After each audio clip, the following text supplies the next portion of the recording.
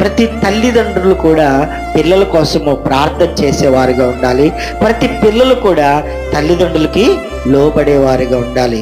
యోబు తన జీవితంలో అరుణోదయముని లేచి తన పిల్లల కొరకు పెందలకడ లేచి ఏం చేసేవాడంటండి, ఒక్కొక్కరి కొరకు ప్రార్థన చేసేవాడు.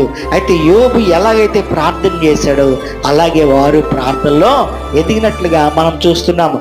కనుక ప్రతి తల్లిదండ్రులు కూడా పిల్లల కొరకు ప్రార్థన చేయాలి. పిల్లలారా, ప్రభునందు మీ తల్లిదండ్రులకు విధేయులై ఉండుడి, ఇది ధర్మమే.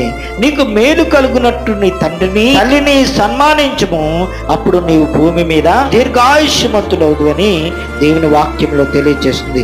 కనుక తండ్రులు తల్లులు పిల్లల కోసం ప్రార్థన చేయాలి. పిల్లలు ఏం చేయాలండి, వారికి విధేయులై ఉండాలి, వారికి లోబడే వారిగా ఉండాలి. వారు దేవుని యొక్క ఆశీర్వాదాలు చూస్తారు, భూమి మీద దీర్ఘాయుష్యమంతులు అవుతారు.